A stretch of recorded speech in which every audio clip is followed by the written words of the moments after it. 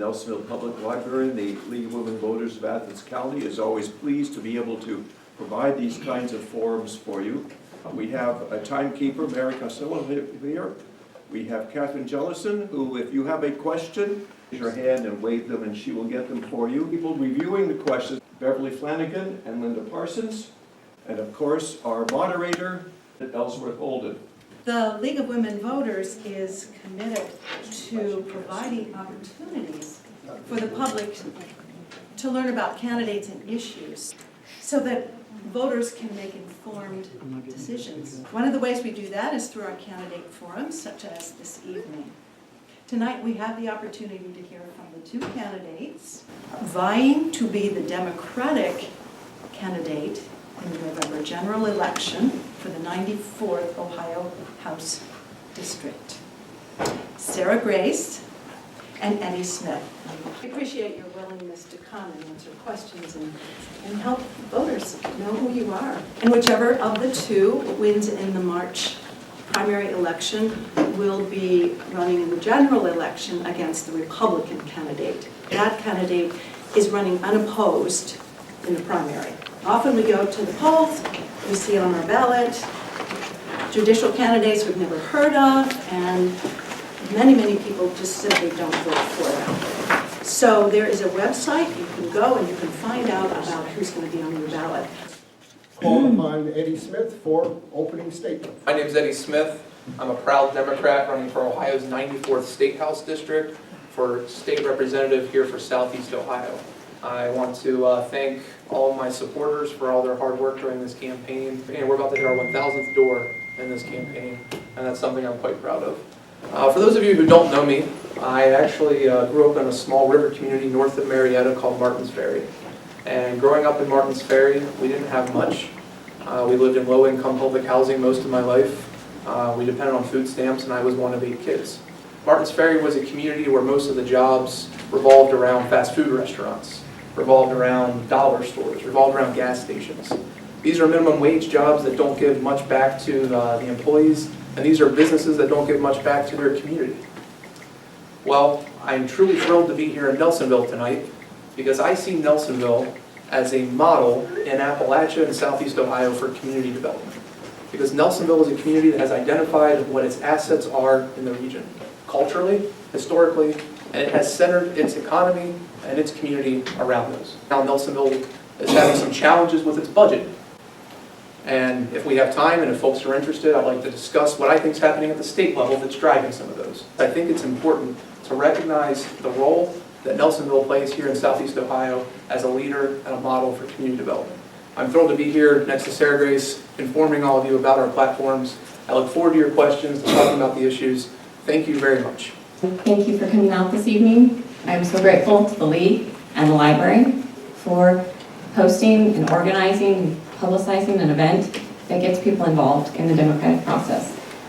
That's what this country is about, and it's wonderful that we have multiple forums happening here in Athens County. I am running for the 94th House seat. I am also a Democrat, proud to be here this evening, working to represent the people throughout the entire district. I did not grow up in Southeast Ohio. I grew up partially in Vermont and partially in Missouri, but I lived in rural farming communities, and I'm one of 5 children. And I am now the mother of 4 children, and I am a local business owner. I own a business in Athens. Local businesses are vital to building the economy in Southeast Ohio, and it has been wonderful to see so many growing, striving, enterprising people working to build the economy here in Nelsonville. As Eddie mentioned, it's been a fantastic transition in this town, and it's promoting tourism and art, and I love coming to Final Fridays. It's a wonderful event here. I live in Athens with my 4 kids and my husband, and I thank him so much for his support throughout this wonderful, fun process of campaigning. We've lived here for nearly 15 years as permanent residents of Athens, and our children are growing up here. That makes me absolutely committed to doing everything that I can to work for the future of the entire district. I've been traveling throughout Meigs in Washington County and meeting people and discussing with them the issues that they are facing in their hometowns. And I'm so honored to have the opportunity to learn what these issues are and to work to improve the situation. Hi. At the last debate, I know you guys agreed on a lot of things. And I wanted to ask, what sets you apart from your Democratic opponent? This is tough. I see Sarah and I very similar on a lot of the issues. We're both progressives. Largely, I don't think this is a decision for voters about a difference in values. Sarah and I have progressive values. I think we're both interested in helping out low-income folks in Southeast Ohio. If I had to highlight differences, I'd say they probably deal with how we try to find solutions to certain types of injustices here in Southeast Ohio. I think there are some differences in how we view fracking, view injection wells, and what solutions we think need to happen in the State House surrounding frack waste and the practice of fracking itself. If there were some other differences, I'd say probably just because of my job and how I'm connected to the community through the farmers market, I'm much more concerned about agriculture. I see agriculture as a fundamental sector in Ohio's economy, a fundamental sector in our local economy. Those have been issues that I've tried to campaign on. Those are three quick differences I can think of. I actually think that Eddie and I's views and position on fracking and injection wells are more similar than he suggests, but I do absolutely believe that our approach to the job of being a legislator is different. I worked for the Florida House of Representatives, and I understand what the job requires, the time involved, and the resources that have to be dedicated to drafting quality legislation. And I understand the time it takes to meet and relate to people on all sides of an issue. And I believe that I have an approach that can be effective in Columbus. I can listen to people that I disagree with, and I can still work to represent the issues of everyone who lives in the district by hearing and understanding that we are coming to the job with different priorities and finding where we have common ground and where we can accomplish change. As a Democrat, I will be in the minority, and it will be absolutely mandatory to find friends with whom I can find things in common and can make change, and that is my approach. Policymaking and legislating is obviously a big part of the legislator's job. Another big part that isn't often talked about is constituent services. Please explain your approach to constituent services. That's a good question. Thanks, David. I have found that what people really need and want, what they value, is knowing that they have someone that will listen and hear their side and go to bat for them. I believe that Debbie Phillips has done an excellent job of hearing the concerns of the constituents throughout the district, whether they be farmers in Meigs County or business owners in Athens or union workers in Marietta.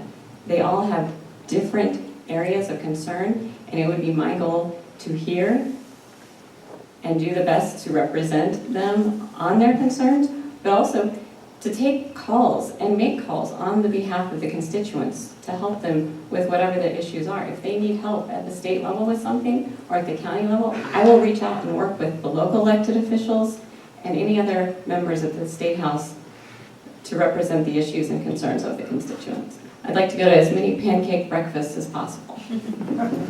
The other day, when Sarah and I were speaking in Washington County at the Washington County Women Democrats Luncheon, I had never dreamed this was going to happen, and I had no clue this question was going to come up. But there was a woman who was really concerned because we were discussing addiction. We were discussing the lack of funding for mental health and addiction services. And the woman had mentioned her son is an alcoholic. He's unable to find treatment. He's unable to get the care he needs because there are not enough facilities.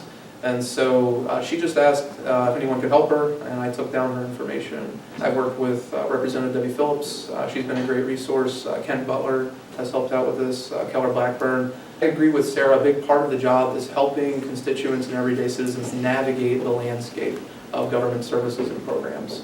That's largely what I do already within the university. As president of Graduate Student Senate, the bureaucracy of the university is challenging to navigate for our 2,500 grad students. That's the same type of approach and principle I would take to the job. If elected, how do you think you'll be able to get your voice heard in a Republican-controlled House? I do see a number of policy areas that I'm advocating for that are actually bipartisan issues, where we can reach across the aisle, issues where we can make connections with Republicans and find common ground. These issues include gun legislation, farming. We have a number of Republican farming constituents here in Southeast Ohio. My goal would be trying to find common ground with Republicans and to make allies. This is the approach I've taken within the university. It's the same approach I would take in Columbus. Republicans just examine the issues from a different lens. They look at the lens oftentimes through a more select business focus, through an economic focus. And oftentimes I try to solve social problems by finding economic solutions that I think Republicans would be interested in. Well, I feel like we've kind of talked about this a bit already, but I believe that I've spent a lot of time working with people trying to achieve common goals, whether it's working with teachers at my kids' school or working with parents through an educational co-op, trying to find the best solution for a common problem.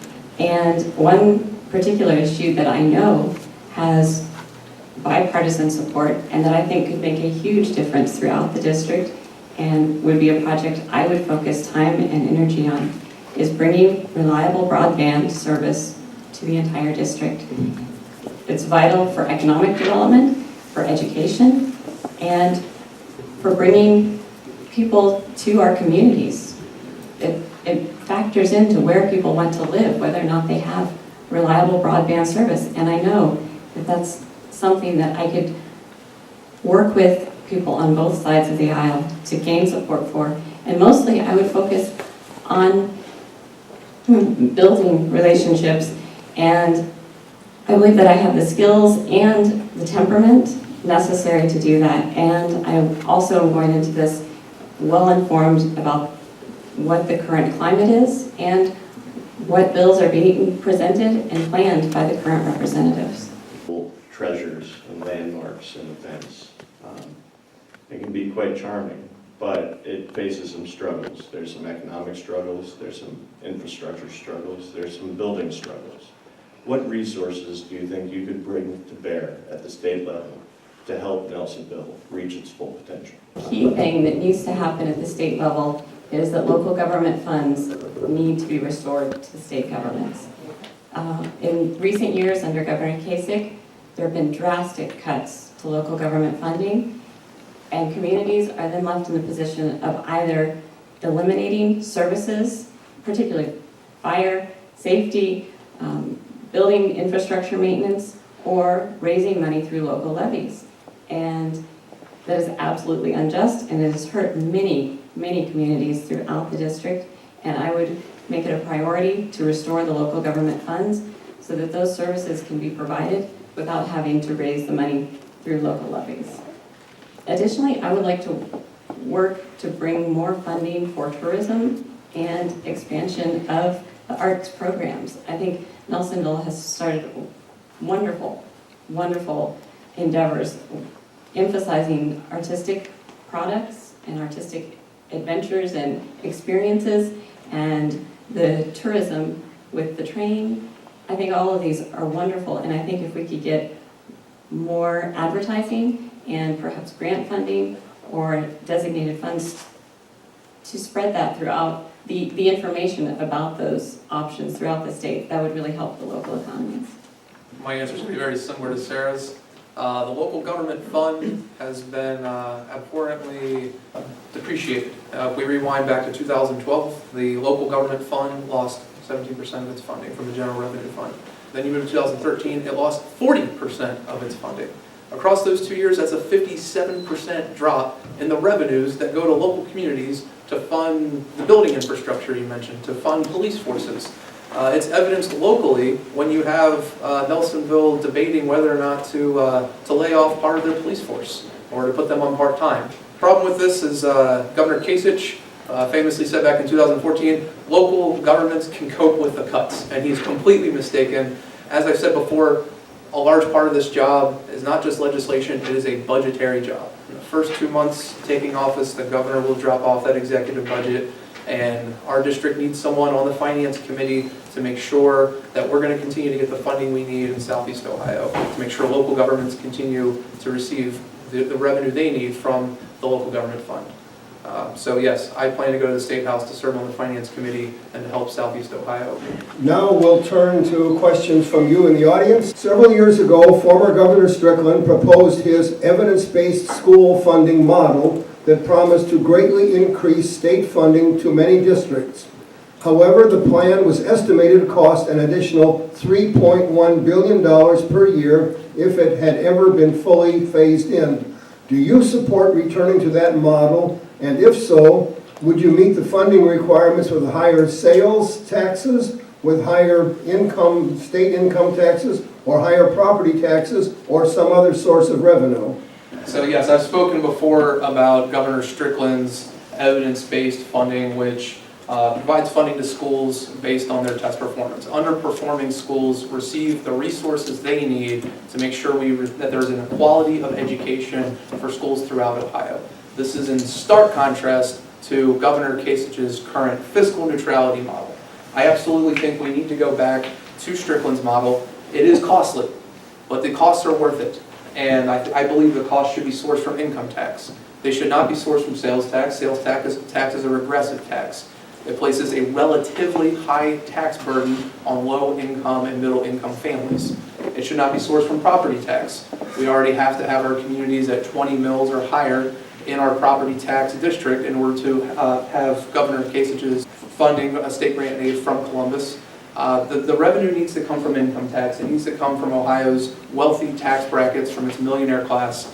And yes, I absolutely support Strickland's evidence-based model through income tax revenue. I am definitely a big fan and supporter of Strickland, and I certainly hope that he wins his election this year. I would not return to his model. I don't believe that the per-student funding is actually significantly different. I believe we need an entirely new model, and I don't believe that school funding should be based on standardized tests that keep changing year to year. And I don't believe that the current school report cards are accurate. We need a new model of measuring student progress and an entirely new model of school funding. It should not be based on property taxes that has been determined to be unconstitutional, and yet it is still the practice. We need our schools to be fully and fairly funded, and one area where Eddie and I do agree on this is that I believe it should be funded through income taxes. Ohio spends billions of dollars at the local and state level arresting, prosecuting, and incarcerating citizens for illegal drug-related crimes. Would you support legalizing any drugs other than marijuana and then redirecting these dollars toward prevention, rehabilitation, and treatment activities? This time I would not support legalizing drugs other than marijuana, but I absolutely support restructuring of the criminalization, the system that we currently have where drug offenses are dealt with entirely in a court and penalty in incarceration. That is not an effective use of resources, and it is not a humanitarian treatment for the individuals. I believe we need more inpatient rehabilitation centers, and yes, those are expensive. We have to address the opiate epidemic that is throughout the district. I don't believe we can address that without treating the individuals as individuals and adjusting our focus so that we treat the underlying social issues that are causing the addictions in the first place. We need to help the entire system so that they are not just freed from the addiction, but they are also given access to education, training to get them jobs, make sure they have a place to live, make sure they have transportation, and that requires wraparound social services. And I would work to see that that happens for the people throughout the district. For too long, we've been trying to solve the problem of drug addiction, opiate addiction, heroin addiction through the criminal justice system as opposed to trying to solve what are clearly chemical and mental-based addictions through our mental health services. I absolutely agree with Sarah here. We need a stronger focus on addressing this problem through a mental health lens. That means increasing funding for the state's Department of Mental Health and Addiction Services. That means supplying more facilities for treatment down here in Southeast Ohio. To my knowledge, there is only one state-funded treatment center in Southeast Ohio, and there's only 6 in the entire state. And it has lost 11% of its funding last year. So I agree with Sarah. We have some strong underlying social causes, economic causes that are driving addiction in our district. We need to make sure there is secure access to transportation for folks, secure access to jobs, secure access to healthy food, secure access to healthcare, secure access to all the good things communities come together in the first place to have and create for all of their community members. And without that, we're going to continue feeding this cycle of addiction and poverty. And yeah, I agree with Sarah. We have to treat the underlying social causes in Southeast Ohio if we're ever going to treat opiate addiction. States that have legalized medicinal marijuana see a 25% decrease in opiate death. So to answer your question, I would not legalize any other drugs outside of marijuana, but I do think marijuana would help with the problem. Would you support increased state funding to Ohio's 28 Planned Parenthood clinics to help pay for all the many services that they offer? Absolutely. I spoke about this in the last forum. A lot of folks don't realize that out of Ohio's 28 Planned Parenthood facilities, only 3 actually perform abortions, and only 2% of the visits per year are actually for abortion-related services. The other 98% are for cancer screenings. Planned Parenthood in Ohio did 12,000 cancer screenings last year, cervical cancer screenings, breast cancer screenings. Planned Parenthood last year distributed 136,000 condoms, help couples make sure that they control contraception. They help with giving UTI treatments. They provide a range of health services, reproductive health services to men and women, often independent of their income, and it absolutely needs to be funded again. Yes, I strongly support increasing funding to all of Ohio's Planned Parenthood facilities. Yes, I absolutely support fully funding Planned Parenthood, and while I understand that the issue of abortion is a difficult issue for many people, that actually shouldn't be the issue.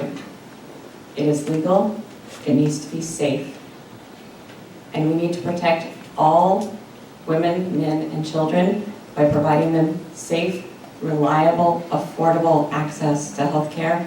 And I believe Planned Parenthood has done a fantastic job of this, and they should be funded.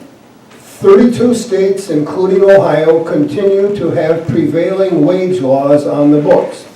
Would you support legislation to repeal the state's prevailing wage law? No, I would not. I believe having prevailing wage raises the income of everyone, whether they're in unions or not in unions, and we need to protect the workers. I support prevailing wage. I also support prevailing wage. When there's public works projects being bidded out and contracted to local firms, that they're not undermining the success of unions. If we didn't have prevailing wage, which is essentially a median wage in a given trade or job sector, then we would undermine the success of unions in our communities, and they wouldn't be able to bid and have the success they have with their contracts.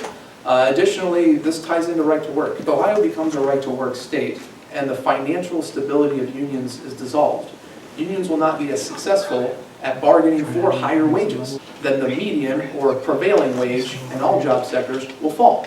And if it falls, then that means whether or not you're in a union, like Sarah mentioned, your wage is going to fall. And so this is all very interconnected. Prevailing wage has got to stay, and so have unions. Ohio cannot become a right-to-work state. So no, I would absolutely not support any legislation to repeal prevailing wage in Ohio, no. What do you plan to do about injection wells in Southeast Ohio? I'm glad this came up. I think we need to talk about injection wells. I think Sarah and I do have some differences on this, and I don't know what she's going to say tonight, but the last time I heard Sarah talk about injection wells, she mentioned that we needed to make sure the waste is only going down Class 1 disposal wells, and we needed to make sure there were monitoring boards next to those to detect leaks. I strongly disagree with this. You should ask the folks in Clyde, Ohio what they think of having Class 1 injection wells. They have a cancer cluster in Clyde, Ohio. Why? Because injection well waste is cancer causing. It contains benzene, it contains ethylene. These are known de facto carcinogens according to the American Cancer Society.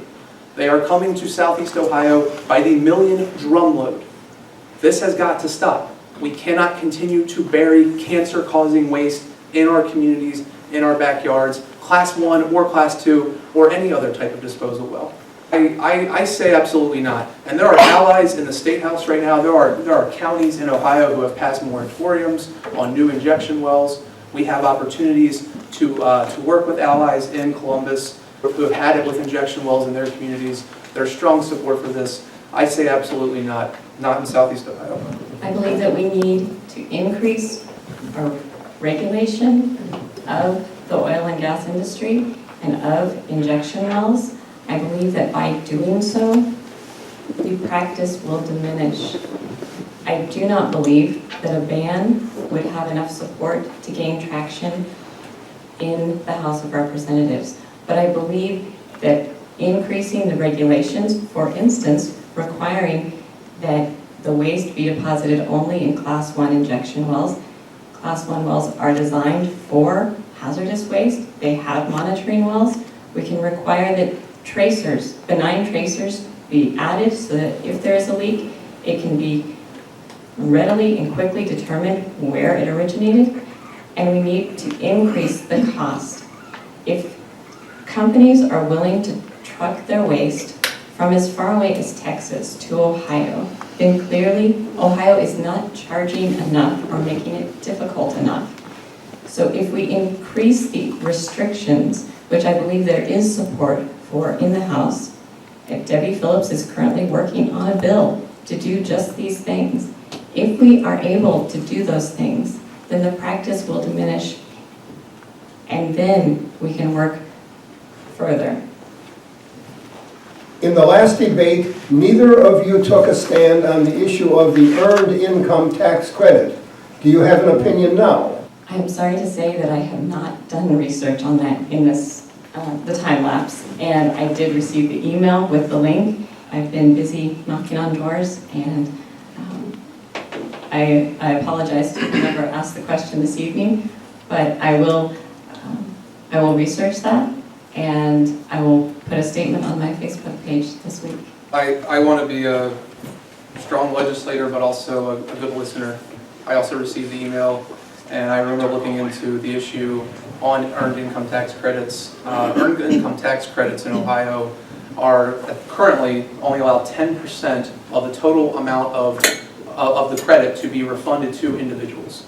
So that means that where you might perhaps get a $400 or $500 tax credit if you're a low-income individual with a high number of independents, you instead only get 40 or 50 bucks. I think there is research that shows if Ohio were to allow its earned income tax credits to be fully refundable, which I think was the question, there would be something like a $112 million infusion or injection of wealth into the lowest income brackets in the state of Ohio.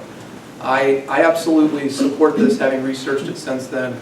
We have got to make sure that Ohio's earned income tax credits are fully refundable if we're going to help low-income communities in Southeast Ohio overcome barriers to upward mobility. Would you be supportive of legislation that effectively banned the mining of coal in Ohio? And secondly, would you support legislation that would eventually ban the burning of fossil fuels in Ohio power plants? Obviously, the economy's headed this way anyway. There are more clean energy jobs in the United States than coal jobs. Climate change is an unbelievable moral imperative that we have to deal with. Future generations are going to inherit a world where crops are unable to grow, where water is going to become scarce, where there may not be a stable climate or a hospitable climate on which to live on this planet. These are major ethical and moral obligations that we have to face as communities and as a society. We are accessories or contributors to climate change if we continue to put carbon emissions into the air, if we continue to mess with the Earth's natural systems. Yes, the fastest way there is to stop burning fossil fuels. We have unbelievable opportunities right now to stop doing this. We have opportunities to source clean energy, to use the sun, and it's also economical. If we rewind back to 2007, from then until 2014, over $1 billion billion of private investment came into the state of Ohio in the clean energy sector, creating green jobs. 5 solar companies are down here in Athens County. Athens County has more solar systems than any county in the entire state. This is not only a moral imperative that we have to deal with for future generations, it is a naturally economic solution to sourcing energy, taking care of our air, taking care of our land, and taking care of our community. Well, my educational background is that I'm a science. My college master's degree work are in science.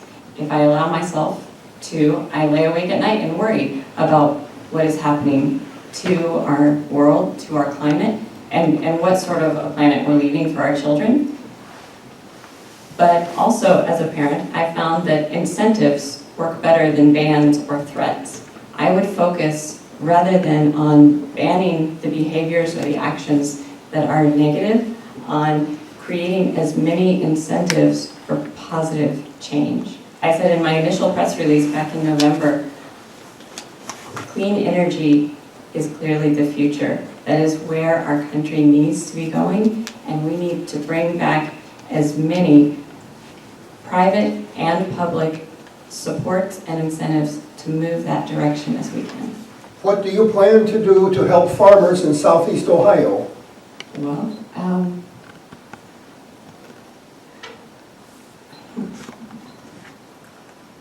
I believe that the farmers in Southeast Ohio play a vital role in our economy.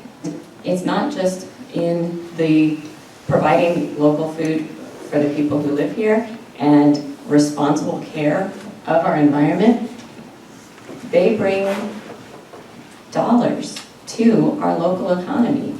It has been a huge draw for the Athens community to do the 30-mile meal. Many of the local restaurants have joined into that program, and it has become a very popular thing. And Athens also has the Bounty on the Bricks, which is supporting local foods and local food shortages by raising money for the local food banks, and it is tremendously successful. I believe that small farmers need support, and my dad was a small farmer, and my grandpa, my uncle, all farmers. I trust in and I believe in the small farmers. They are a vital part, and I would work to financially incentivize small farmers over large commercial farming industries in whatever ways that I could. There are a number of bills in the State House right now that directly impact farmers here in Southeast Ohio. I just spoke to Warren Taylor about this earlier today. I mentioned before that there was a bill being introduced in the State House that would offer a $100,000 subsidy to every large CAFO in the state of Ohio. That's $100,000 to every large industrial livestock farm, not a single one of which is down here in the 94th. This is not how we farm. We have sustainable farming practices. We don't have massive manure runoffs into streams and into lakes. We don't contaminate drinking water. We don't create public health problems. We don't need bailed out to create concrete lined manure pits that are a half acre in size. So the problem is that $100,000 subsidy in that bill just became $250,000 to every large CAFO in the state of Ohio. It's continuing to bail out the least environmentally and economically sustainable farming practices in the state. At the same time, we have CAUV tax. That's a current agricultural use valuation tax. That's the tax rate that our local farmers are taxed on their land, and it is continuously edging out small farmers in Southeast Ohio. They continue to pay higher tax rates each year. They're not getting a level playing field with big ag in Ohio. These bills have got to stop. I plan to go to the State House and to represent small farmers so they get a level playing field.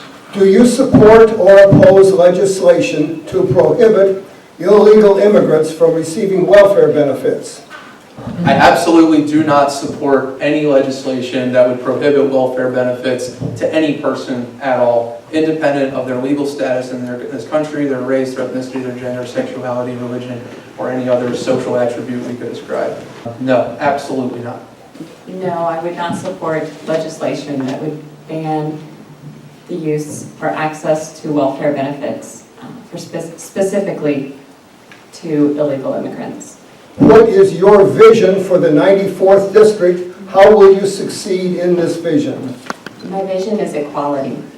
We need equal access to fully funded education. Education fixes so many things. If we can provide an adequate education for all of our children, that protects our future, that raises children to understand environmental impact cost. It raises them to understand social issues, and long-term, that is the answer for the district. Education that prepares all of our children to have the future that they want. Education is not just K-12, but prepares them for a technical school, an apprenticeship with the union, for a college, postgraduate degree, whatever their focus, their passion is, all children in the district need access to that, and I believe that is the vision that we need for the district, is to provide equal access to education, and that will expand to so many other areas. My vision for the district goes back to a conversation I had with Dave DeWitt at the beginning of all this, and I could sum it up in one word, which would be sustainability. Sustainability is a word that needs to become less stigmatized. Sustainability means, to me, creating communities where our children, our great-grandchildren, future generations after them can have access to the same resources and the same experiences that we have today. Sustainability includes equality. It includes making sure we have equity for education. Sustainability includes making sure there's equal access to transportation. Sustainability also deals with the environment and makes sure we're not overusing or overproducing waste that's going to harm the natural resources, the land, the water systems that we depend upon here in our communities. Sustainability is about economy. Sustainability is about shaping our interactions, our exchanges, our commerce in ways that bolster and improve our environmental resources and take care of equity in our human resources. To me, the vision is about sustainability, and it can be crafted in ways using legislation that allow the economy to push those in the right direction, as Sarah said earlier, to incentivize positive behaviors. At the same time, to me, if your child's holding poison, you don't incentivize them with a cookie, you take the poison. And so sometimes sustainability means banning things that are moral imperatives and that are issues of injustice. So to me, my vision is sustainability. With the lives of young children at risk while being transported by school buses, and with the vehicular passings of those buses when stopped with red lights flashing, what steps should be taken in order to enact legislation which will effectively reduce and minimize such instances? To me, the steps would be to contract a firm that specializes in public safety, perhaps urban planners, engineers, folks who deal with transportation. I have no specific technical knowledge on what needs to happen to stop school bus accidents, but yes, I would solve that problem by going through technical experts who understand transportation corridors and how to create safe policies for busing mass groups of people and children. Sarah? I recently heard a study that was done in a community that was having some problems with this particular issue, and that they put much longer swing arms out on the buses in order to attract more attention and try to stop the traffic. And what was interesting was that initially many of those were broken off, but in the long run it actually did work. And so that is one specific example that I've heard of that was effective at reducing the number of cars that drive past a stopped school bus. Otherwise, I would also ask for experts who understand all sides of this issue, and I think that perhaps increasing or changing the type of lights on the bus that flash. I know there are different stoplights that some can really get your attention just because they are different, and so I think perhaps just a change that would draw attention would also help. I might contract Sarah, because I didn't know about any of that. Number 12 coming up. I think that was just a little humorous interchange there, rather than anything else. If it wasn't, well, okay. Sarah, I think you're number one on this question. Do you support or oppose requiring schools to do the Pledge of Allegiance each day? Well, I would support asking teachers what they feel is appropriate in their classrooms. And my personal preference would be to return to the original Pledge of Allegiance. And because that removes the reference to God, and I do believe that learning about our country and our history and pledging allegiance to our country is of value, but I believe that we do need to keep religion. And unless we teach a comparative religions class, I believe we need to keep religion out of schools. And so unless that change was made to the pledge, I would not support requiring it. This is tough. I agree with Sarah. The pledge was changed, I think, in 1956 to include one nation under God. Historically, it never included that phrase. And compulsorily required its sayers to acknowledge God, a deity, independent of their beliefs. It's a tough issue. I personally would not require students to say it in the classroom. I don't think it's fair to say if you want an education, you must pledge allegiance to a specific nationality or a specific country.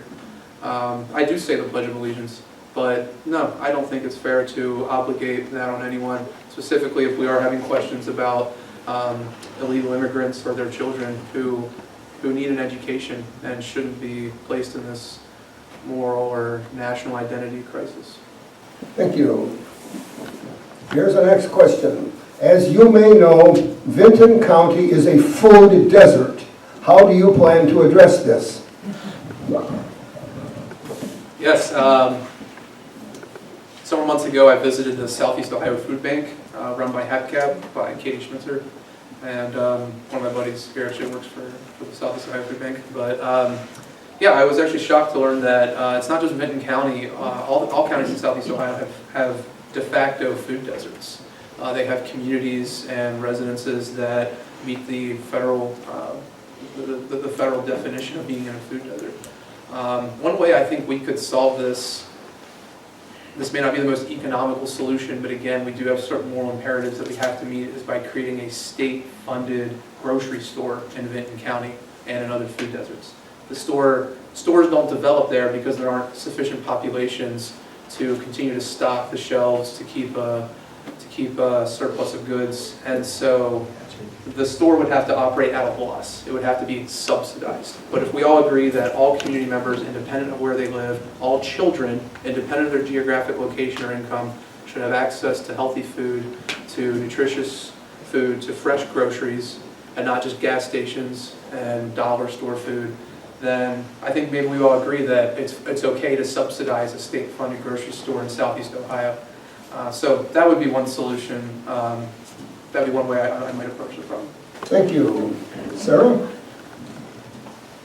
Yeah, there are several areas throughout the district that would certainly be classified as food deserts.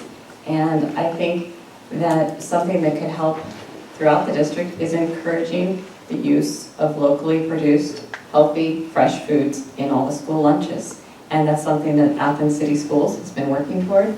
And I know that last year's Bounty on the Bricks, some of the money raised from that for the food bank was used to purchase freezers so that then the fresh produce could be frozen so that it wouldn't go to waste. When there's excess at bountiful times, it could be frozen to be used at other times of the year. And I think that we need to reintroduce actual cooking in all of our schools, and so that it's not heat and serve and all distributed from a central location. And so that, of course, does require cost.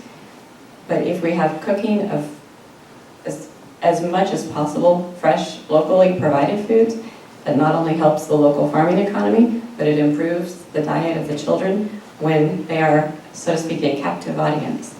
And I think anything we could do to encourage farmers markets. Athens Farmers Market is hugely successful, and accepts food stamps. And I think that if we could encourage that throughout other communities in the district and find a way to incentivize the providers, that would be beneficial as well. Here's our next one, so you can catch your breath and a half. Why are you the more electable candidate for the general election?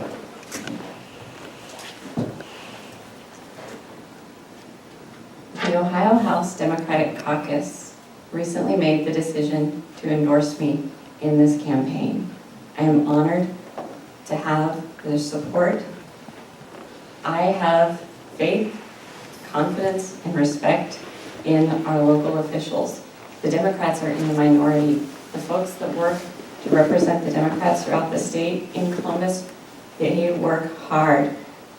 They work hard trying to progress democratic ideals and trying to make a difference for the citizens that they serve. They have put their confidence in me, and I believe that is because I will be accessible to all the voters throughout the district. I will work to represent all of the voters throughout the district, and I will build friendships and coalitions and work patiently to get things done. Thank you. Eddie? Yes, I'm obviously not endorsed by the Ohio House Caucus. The Ohio House Caucus actually called me up and asked me if I would quit. If there's any way I'd consider dropping out of this race. And I told them no, and they said, are you sure? Because we're going to help finance Sarah's campaign against you, and we'd rather not waste our funds or your funds. And I said, absolutely not. We need to have choice on the ballot. We need to have democracy. And I frankly don't think Columbus should be telling Southeast Ohio who their next representative is going to be. Why am I more electable? I have been in more adversarial debating situations than Sarah has. For 3 years, I've stood up for 2,500 students in Ohio University, 1,700 graduate workers who teach a class or work in a research lab and get absolutely screwed out of their wages and benefits compared to our peer schools. I can go up against Jay Edwards. I can keep this seat strong for the Democrats. I can make sure the 94th remains a Democratic stronghold. I have skills in public budgeting. I have skills in tax policy, financial management, and government, and again, in debating. I think I can take this seat in November. And here's our next one. What will be your pet project when you get to Columbus? Eddie, I believe that's yours. Pet project. My pet project might be transportation reform, specifically public transit finance reform. I think Southeast Ohio gets a pretty raw deal when it comes to trying to finance their public transit system. If you look at the Transportation Review Advisory Council, this is an executive legislative appointed committee that determines funding for all transportation projects that are seeking state funds. The Transportation Review Advisory Council has created the scoring system that determines how much funding your project should get in a way that disadvantages rural communities in Southeast Ohio. We cannot get Tier 2 or Tier 1 status at all, no matter how many projects we submit, no matter how we tweak them. This has got to change. Only 5% of the points are awarded if you are creating public transit that will help low-income communities. So yeah, my pet project would be reforming public transit to make sure all families, all children, all people in our communities have access to transportation so that they in turn can gain access to all the good things that bring our communities together in the first place. Sarah? My favorite pet project, and that I've already mentioned, is broadband. I've talked to business owners, I've talked to professors, I've talked to educators. It is hurting our citizens in so many ways. Our children cannot compete on the state mandated testing because they don't have access to broadband to practice the test. If someone wants to open a lovely bed and breakfast in a small rural community, they don't have access to reliable broadband to advertise or for their customers when they come. It's something that people of this century absolutely expect. And it's something that is holding our district back in terms of jobs and education. And I would absolutely make that my pet project, to bring reliable broadband to every area of the district. Our next question, what do you see as the role of a state legislator in supporting and promoting public school education? I believe that the state needs to ensure that access and opportunities in education are equal. And that means the funding and the resources need to be equalized. And that is absolutely not the case. Studies have shown that the best school programs in the world set as their priority equality. And when you strive for equal services, equal access, you achieve greatness.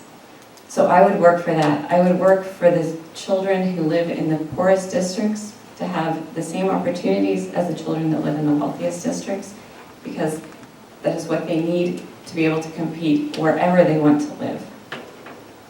I believe that having curriculum decisions made by the local schools is important. I believe that having standards set that are consistent throughout the country is important. But I believe that the teaching and curriculum decisions are best made by the teachers who are in the classroom, who know their children, they know the community, and I believe we need to put trust in our teachers to make their curriculum decisions within a consistent standards. Promoting public schools. I think hands down, one of the fastest and most powerful ways we could promote public schools in Ohio is to ban charter schools. Charter schools are districts that operate under nonprofit or private boards. These are boards that do not allow their teachers to join teachers' unions. These teachers then do not receive equity in their salaries. They are paid lower than public school teachers. Jobs that pay lower attract lower quality employees. These teachers are not as good at educating, and in turn, students perform worse in charter schools. So if we are going to promote public schools, we have got to stop promoting the wrong types of schools. And these schools are promoted in a very real sense because they're subsidized by public school districts from their transportation systems. So if we're going to shape our local economies in ways that get us to have equity in education, all the good things Sarah just mentioned, then we've got to make sure that, that the transportation systems that charter schools are using, that they're paying for them, or else we need to ban charter schools in Ohio. Well, I think we've run through all the questions provided by you audience members. So we had 4 from the media, and that was number 16 from you. And I don't want to forget closing statements, because that's happened once or twice in the last 30 years. The order was chosen by lot when we came in, and so Sarah, you may remember that you were first and Eddie second. I'm again honored to be here. I have legislative experience. I have roots and future in this district. I love this wonderful, wonderful southeastern Ohio home where we all live. I want to equalize education, and the charter schools that are in this district are online charter schools, and they are definitely not equal. Education is my #1 priority. I believe from that we will improve and diversify our economy. A diversified economy is a sustainable economy, and we can move forward because we will have a well-trained, inspired, educated workforce to go into the jobs. And we need access to health care. We desperately need access to reliable, affordable health care, and that has to include behavioral health care. Care for people who struggle with mental illness or addictions, and those are my top priorities.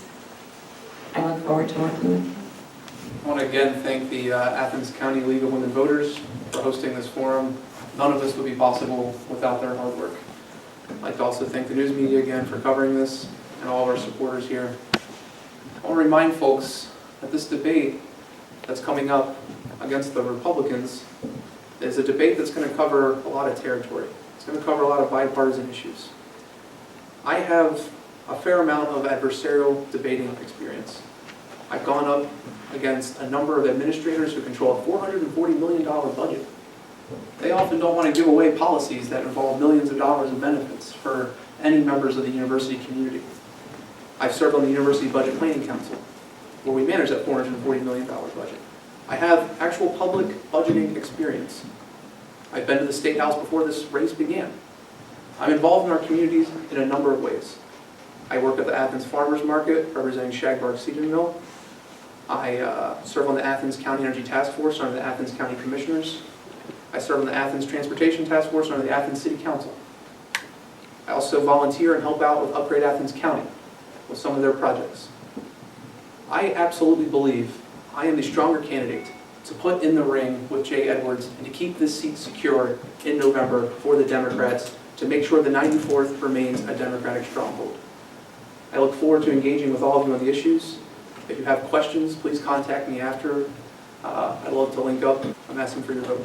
It's a real pleasure, and I want to thank the staff of the library. I want to thank our candidates. Not one of you ran over, and I noticed that because if one of you goes on an extra 10 seconds, it's my job to tone you down, and I will do that, have done it, and I'm thrilled that you honored our time commitments to the point at which that was done. And the final thing I have to say is, after this evening and a lot of ours, why I think how magnificent it would be if we had a record of this to send around this nation and around this world and say, here's how government can and should work. You two standing here, competing with each other in a very thoughtful manner, the audience with the questions. So I'm just thrilled to be part of this, I think. And so if I may, I'll conclude on my thrill.